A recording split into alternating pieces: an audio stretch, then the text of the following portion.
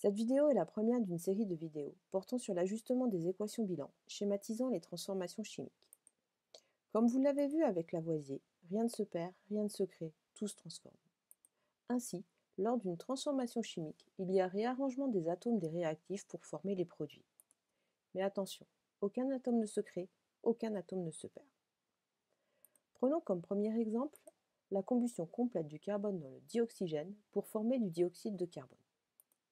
Donc, le carbone réagit avec le dioxygène pour donner du dioxyde de carbone. En termes de formule chimique, cela nous donne C plus O2 donne CO2. Comptons les atomes présents dans les réactifs. Pour le carbone, nous avons un atome de carbone. Pour le dioxygène, 2 atomes d'oxygène. Comptons maintenant les atomes présents dans les produits. Pour le dioxyde de carbone, nous avons un atome de carbone et nous avons 2 atomes d'oxygène. Il y a bien le même nombre d'atomes de chaque espèce dans les réactifs et les produits. L'équation est ajustée. Prenons un deuxième exemple. La combustion incomplète du carbone dans le dioxygène pour former du monoxyde de carbone. Donc le carbone, C, réagit avec le dioxygène O2 pour donner du monoxyde de carbone, CO. Comptons les atomes présents dans les réactifs. Donc pour le carbone, nous avons un atome de carbone, pour le dioxygène, 2 atomes d'oxygène. Comptons les atomes présents dans les produits. Pour le monoxyde de carbone, nous avons un atome de carbone, un atome d'oxygène. Il manque donc un atome d'oxygène dans les produits. L'équation n'est pas ajustée. Pour résoudre ce problème, nous allons multiplier par 2 le nombre de molécules de monoxyde de carbone CO pour avoir 2 atomes d'oxygène dans les produits. Cela se traduit dans l'équation chimique par l'apparition d'un 2 devant CO.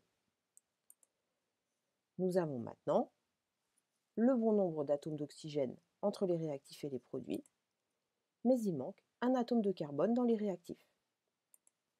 L'équation n'est pas ajustée.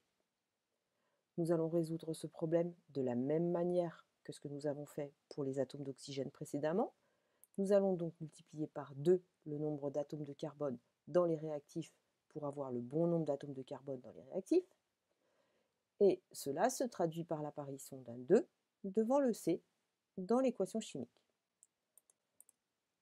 Nous avons maintenant le même nombre d'atomes de chaque espèce dans les réactifs et les produits.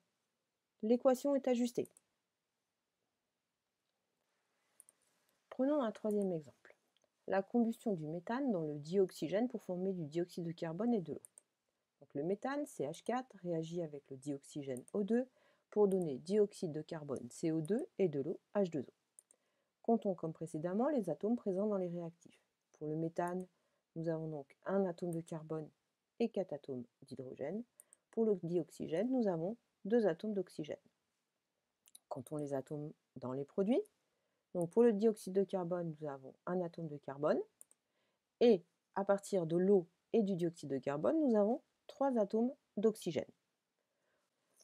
Pour l'hydrogène, nous avons 2 atomes en provenance de la molécule d'eau. Nous avons le même nombre d'atomes de carbone dans les réactifs et les produits, mais ce n'est le cas ni pour l'hydrogène, ni pour l'oxygène. L'équation n'est pas ajustée. Donc nous allons résoudre ce problème comme nous l'avons fait dans l'exemple numéro 2, et nous allons commencer par ajuster les atomes d'hydrogène. Pour cela, nous allons multiplier par 2 le nombre de molécules d'eau, en ajoutant dans l'équation chimique un 2 devant H2O. Nous avons alors 2 atomes d'hydrogène de plus et un atome d'oxygène de plus dans les produits. Le nombre d'atomes de carbone et d'hydrogène sont maintenant les mêmes dans les réactifs et les produits, mais ce n'est toujours pas le cas pour le nombre d'atomes d'oxygène. L'équation n'est toujours pas ajustée.